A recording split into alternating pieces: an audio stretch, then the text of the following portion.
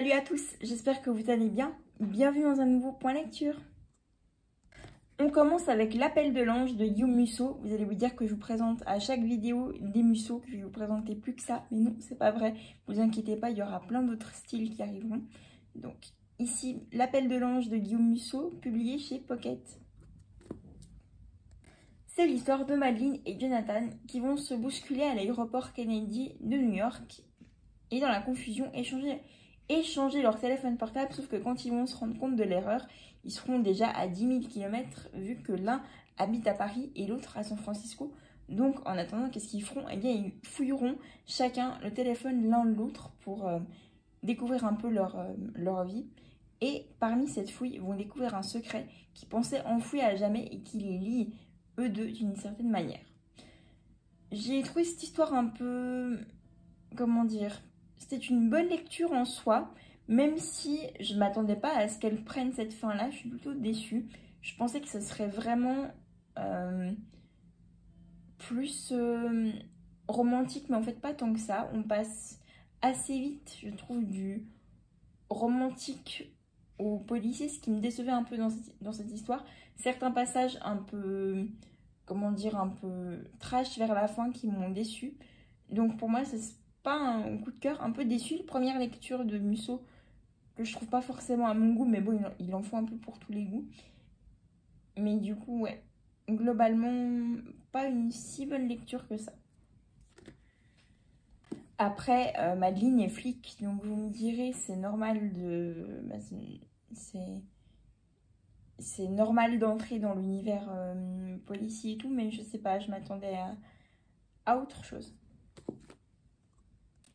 On continue avec Elma de Eva Björg Aegis-Dottir, publié chez La Martinière.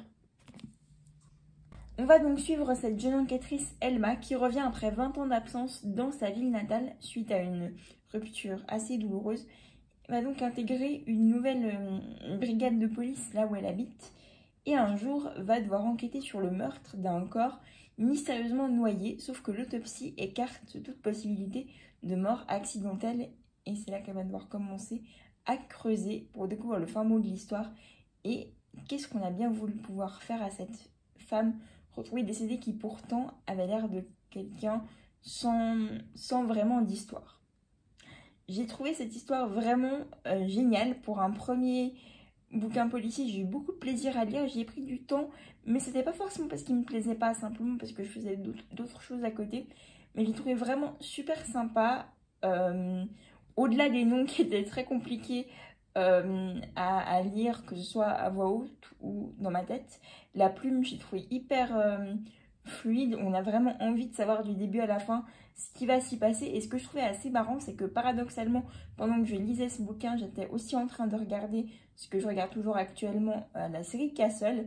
Et du coup, autant il y avait des moments où je lisais une enquête policière et des moments où je la regardais à la télé. Et à la télé, il y a ce truc de justement, pour moi, selon moi, très personnellement, chaque suspect, de par leur mimique, leur façon d'être et tout, ils donnent, je sais pas, d'après leur mimique ou leur visage ou leur façon de faire, on pourrait penser certains plus que d'autres qui pourraient être les tueurs et on pense pas du tout à chercher du côté de ceux qui le paraissent le moins. Tandis que le livre, comme il n'y a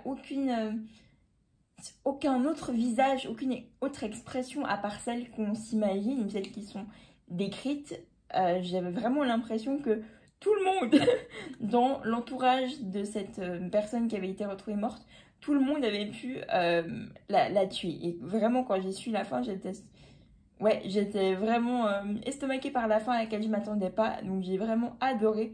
Et je me réjouis pourquoi pas de lire d'autres livres de cette même autrice si elle fait encore si elle fait surtout dans ce genre policier. En tout cas, ça me donne encore plus envie de découvrir le côté un peu roman policier que j'avais encore très peu lu jusqu'à présent. C'était aussi ma première auteure autre que francophone ou anglophone, que ce soit Grande-Bretagne ou États-Unis. Donc j'ai trouvé très sympa de découvrir un peu un autre style et un autre univers. Et on termine cette vidéo avec La maison qui parcourait le monde de Sophie Anderson, publiée chez l'École des loisirs.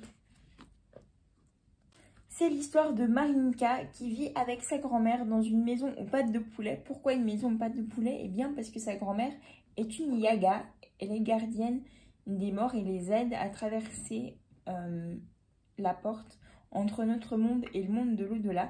Et pour éviter que cette porte soit vue par les vivants, la maison est chaque fois obligée de voyager. Ce qui fait que Marinka, la pauvre, n'a jamais l'occasion de se faire des amis, n'aura jamais assez longtemps à un même endroit.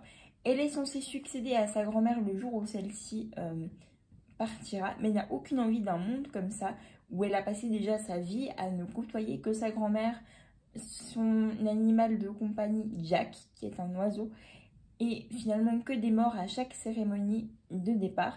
Et elle, tout ce qu'elle veut, c'est donc une vie parmi les vivants, sauf que du coup, ça ne va pas être aussi simple que ça. Et quand l'occasion se présente qu'elle puisse remédier à tout ça, elle ne va pas hésiter à aller jusqu'à enfreindre les règles, ce qui fera malheureusement disparaître sa grand-mère bien-aimée mystérieusement et va devoir la forcer à prendre les rênes plutôt que prévu, même si ça implique braver un long voyage dans l'au-delà pour essayer de sauver sa grand-mère. J'ai trouvé l'histoire vraiment hyper touchante. J'aime beaucoup le design des couvertures. Il y a aussi des dessins à l'intérieur du bouquin, mais comme c'est pas mal entrecoupé de texte et que les dessins sont en noir et blanc, je vais quand même essayer de vous en montrer, mais j'aurais peur de vous spoiler à travers le bouquin. On va essayer d'en prendre une au hasard. Par exemple, en vous cachant le texte, je ne vais pas l'abîmer vu que c'est un emprunt. On va faire plus simple. Vous avez à chaque en-tête de chapitre, vous avez des pages où c'est écrit tout en noir avec les dessins d'étoiles, à peu près comme ceci. Et à chaque en-tête de chapitre, aussi des petites illustrations, comme ici, par exemple. Voilà, je trouve très très joli. Ça me fait penser un peu à un mélange entre Princesse et la Grenouille et le film Coco.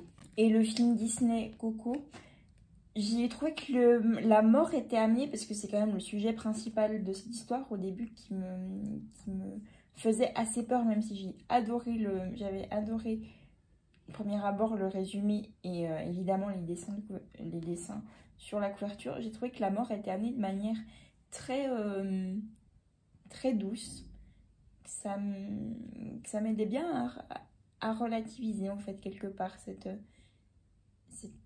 ouais, c'était amené de manière très, très douce. Je suis contente qu'on arrive à en faire des histoires jeunesse comme ça, parce que ça peut être sympa d'amener des sujets comme ça, justement, manière douce et posée pour des enfants. Je trouve ça très chouette. Et le courage dont fait preuve cette petite Marinka, justement, pour faire aller au bout de ses rêves, faire ce dont elle a envie. Je trouve ça vraiment chapeau. Et ouais, c'était vraiment une très chouette histoire à laquelle j'ai eu beaucoup de plaisir à lire. J'ai mis, je crois, en tout un jour et demi pour la lire. Je l'ai commencé samedi et je l'ai terminé dimanche. Et c'était vraiment une chouette histoire que je me serais peut-être gardée pour Halloween, parce que la période s'y prêtait plus. Mais peut-être que je le réemprunterai d'ici là. On verra. Voilà, c'est la fin de cette vidéo et j'espère qu'elle vous a plu. J'ai pas fait de pile à lire d'été, mais je me suis dit, au lieu d'essayer de me tenir à une pile à lire, chose que j'arrive très peu à faire, pourquoi ne pas justement faire plusieurs petites lectures pendant l'été selon mes envies, et après vous faire des points lecture entrecoupés à chaque fois que j'en termine 2 ou 3, pour que ça vous fasse plein de petits points lecture de toutes mes lectures d'été, et garder peut-être une pile à lire éventuellement pour l'été prochain, on verra. Mais ça pouvait être sympa justement de vous amener une petite série de différents points lecture que j'aurais fait pendant tout cet été, d'ici la rentrée. Je vous dis à très bientôt pour de nouvelles aventures et merci d'avoir regardé cette vidéo. J'espère qu'elle vous a plu. Ciao!